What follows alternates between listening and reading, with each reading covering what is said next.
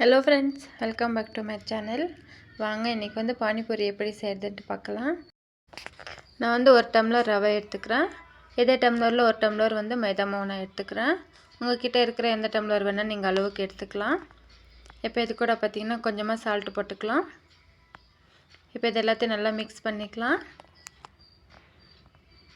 நீங்கள் இது கூட பார்த்திங்கன்னா கோதுமை மாவில் கூட நீங்கள் செய்யலாம். நான் வந்து மைதா மாவு தான் எடுத்திருக்கேன். இப்போ வந்து கொஞ்சமாக தண்ணி விட்டு நல்லா மிக்ஸ் பண்ணிக்கலாம். இந்த மாதிரி கொஞ்சம் கொஞ்சமாக விட்டு நீங்கள் நல்லா மிக்ஸ் பண்ணிக்கோங்க. ஒரே அடியாக நிறைய ஊற்ற வேண்டாம்.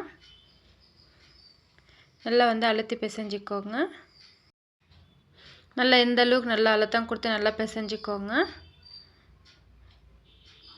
பாருங்கள், இந்த மாதிரி ஒரு 5 நிமிஷத்துக்கு நல்லா கைவிடாமல் நல்லா பிசைஞ்சிக்கோங்க. இந்த மாதிரி இப்போ பாருங்கள், இந்த மாதிரி சாஃப்டாக இருக்கணும். இப்போ இதில் வந்து ஆயில் அப்ளை பண்ணிக்கலாம். இது ஒரு 30 மினிட்ஸ் நல்லா ஊற வச்சுக்கலாம். நல்லா ஊற வச்சாதான் நம்ம வந்து பூரி செய்யும்போது நல்லா உப்பி வரும். இப்போ இதை வந்து நான் ஒரு தட்டு போட்டு நல்லா மூடி வச்சுக்கிறேன். இப்போ இது இருக்கட்டும். இப்போ பானி செஞ்சிடலாம். இதுக்கு நான் வந்து கொஞ்சமாக புதினா எடுத்துருக்கேன். இது கூட பார்த்திங்கன்னா 3 வந்து பூண்டு எடுத்துக்கிறேன். காரத்துக்கு ஏற்ற மாதிரி பச்சை மிளகாய் நான் போட்டுக்கிறேன். கொஞ்சமாக வந்து பார்த்திங்கன்னா கொத்தமல்லியே எடுத்துக்கிறேன். இப்போ இதை நம்ம கொஞ்சம் தண்ணி விட்டு நல்லா நைஸாக அரைச்சி எடுத்துக்கலாம். இப்போ வந்து இது ஃபில்டர் பண்ணிக்கலாம்.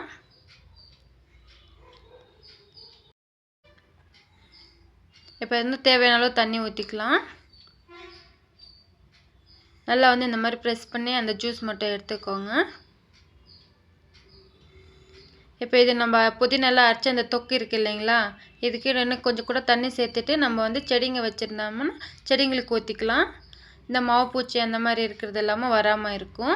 இதை நீங்கள் வேஸ்ட் பண்ணாதீங்க. நல்லா தண்ணி ஊற்றி செடிங்க மேலே ஊற்றி விடுங்க. நான் வந்து கொஞ்சமாக புளி எடுத்து நல்லா கரைச்சி வச்சுருக்கேன். இப்போ இதை நான் ஊற்றிக்கிறேன். இது கூட பார்த்திங்கன்னா நான் வந்து தேவையான அளவு தண்ணி ஊற்றிக்கிறேன். நான் வந்து சின்ன பசங்களுக்கு செஞ்சுட்டு இருக்கிறதுனால கொஞ்சம் நிறையவே தண்ணி ஊற்றிக்கிறேன். இப்போ இது கூட பார்த்திங்கன்னா உப்பு போட்டுக்கலாம். இது கூட பார்த்திங்கன்னா கரம் மசாலா நான் போட்டுக்கிறேன். கொஞ்சமாக சீரகத்தூளும் நான் போட்டுக்கிறேன். இப்போ இது எல்லாத்தையும் நல்லா மிக்ஸ் பண்ணிக்கலாம். அவ்வளோதான், நம்மளோட பானி ரெடி. இப்போ இது ஓரமாக இருக்கட்டும்.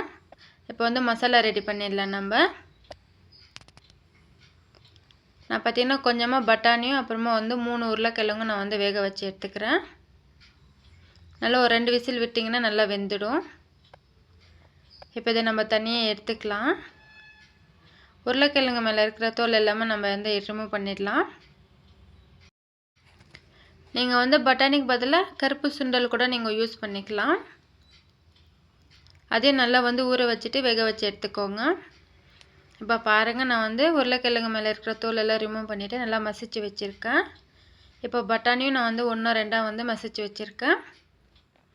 இப்போ இது கூட பார்த்திங்கன்னா ஆனியன் சேர்த்துக்கலாம். ரொம்ப பொடியாக கட் பண்ணால் வெங்காயம் சேர்த்துக்கலாம். கொஞ்சமாக கொத்தமல்லியும் நான் சேர்த்துக்கிறேன். இது கூட பார்த்திங்கன்னா தேவையான அளவு உப்பு கொஞ்சம் போட்டுக்கிறேன். நான் என்னோடய சேனல் உங்களுக்கு பிடிச்சிருந்துச்சுன்னா ப்ளீஸ் சப்ஸ்கிரைப் பண்ணி சப்போர்ட் பண்ணுங்கள். அப்போ தான் நான் எப்போல்லாம் வீடியோஸ் அப்லோட் பண்ணுறேன்னா அப்போ உங்களுக்கு நோட்டிஃபிகேஷனில் வரும். இப்போ இது கூட பார்த்திங்கன்னா கொஞ்சமாக தனியாத்தூள் அப்புறமா காரத்துக்காக மிளகாத்தூள் நான் போட்டுக்கிறேன். இப்போ இது எல்லாத்தையும் நல்லா மிக்ஸ் பண்ணிக்கலாம். இப்போ பார்த்திங்கன்னா மசாலாவும் ரெடி, பானியும் ரெடி. இப்போ வந்து பூரி செய்ய ஆரம்பிச்சிடலாம். இப்போ வந்து மாவு எடுத்துன்னு இந்த மாதிரி நல்லா தேய்ச்சிக்கோங்க. மெல்லிசாவும் இல்லாமல் ரொம்ப மந்தமாகவும் இல்லாமல் ஒரு மீடியம் சைஸ்க்கு நல்லா வந்து தேய்ச்சி எடுத்துக்கோங்க. அப்போ தான் நம்மளுக்கு வந்து ஆயிலில் போடும்போது உப்பி வரும். இப்போ இதை நம்ம வந்து கட் பண்ணிக்கலாம். நான் பார்த்திங்கன்னா ஒரு சின்ன சைஸ் மூடி எடுத்திருக்கேன். நான் இதில் வந்து கட் பண்ணிக்கிறேன். நான் வந்து சின்ன பசங்களுக்காக நான் செஞ்சுட்டு இருக்கிறதுனால நம்ம ஒரு குட்டி சைஸில் தான் நான் வந்து செஞ்சுட்டு இருக்கேன். நீங்கள் வேணால் டம்ளர் எடுத்துக்கிட்டுங்க. டம்ளரில் வந்து நீங்கள் வந்து கட் பண்ணிக்கலாம். பாருங்கள், இப்போ எல்லாமே நான் எடுத்துக்கிறேன். ஏன்னா சின்ன பசங்களுக்குன்னா அப்போ தான் சாப்பிட முடியும் ஈஸியாக. இப்போ இந்த மாதிரி நம்ம ரவுண்ட் ஷேப் கட் பண்ணி எடுத்தது இருக்குது இல்லைங்களா, இதையும் வந்து குட்டி குட்டியாக கட் பண்ணிக்கலாம். நம்ம குட்டி குட்டி பீஸாக இது பார்த்திங்கன்னா அப்படியே ஆயிலில் போட்டு நம்ம ஃப்ரை பண்ணிடலாம். பசங்க பார்த்திங்கன்னா விளையாடிட்டு சாப்பிட்டுடுவாங்க. எதையும் நம்ம வேஸ்ட் பண்ண வேண்டியதில்லை. இப்போ வந்து ஆயில் நல்லா சூடு பண்ணிக்கலாம். இப்போ பார்த்திங்கன்னா ஆயில் சூடாயிடுச்சு. நம்ம ஒரு பொரியை இந்த மாதிரி ஒன்று ஒன்றா போட்டு எடுத்துக்கலாம்.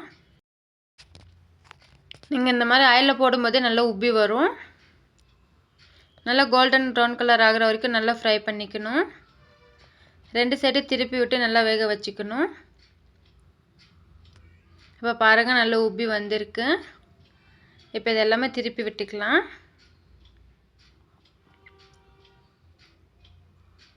ரொம்ப சீக்கிரமாக செஞ்சு முடிச்சிடலாம். கண்டிப்பாக ட்ரை பண்ணுங்கள்.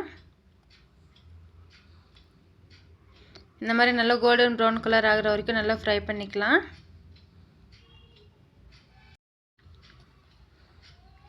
நல்லா மீடியம் ஃப்ளேமில் வச்சுக்கோங்க. ஆயில் ரொம்ப சூடாக இருக்கும்போது போட்டிங்கன்னா கரிஞ்சிடும், அப்புறமா உள்ளே வந்து வேகாமல் ஆகிடும். நல்லா மீடியம் ஃப்ளேமில் சிம்மில் வச்சுட்டு நல்லா வேக வச்சு எடுத்துக்கோங்க. பாருங்கள் இப்போ இதெல்லாமே எடுத்துக்கலாம். மீதி இருக்கிற பொரியும் பார்த்திங்கன்னா இதே மாதிரி ஆயிலில் போட்டு எடுத்துக்கலாம். நம்ம நல்லா 2 சைடுமே கோல்டன் ப்ரௌன் கலர் ஆகிற வரைக்கும் ஃப்ரை பண்ணிக்கோங்க. அப்போ தான் பார்த்திங்கன்னா நீங்கள் வந்து பூரிக்குள்ளே ஸ்டஃப் பண்ணும்போது நல்லா கிறிஸ்பியாக இருக்கும். கொஞ்சம் கலர் மாறினதுமே நீங்கள் எடுத்துட்டிங்கன்னா வேகாமல் ஆகிடும். உள்ளே எல்லாமே பார்த்திங்கன்னா அவ்வளோ கிறிஸ்பியாக இருக்காது. 2 சைடும் நல்லா திருப்பி விடுங்க.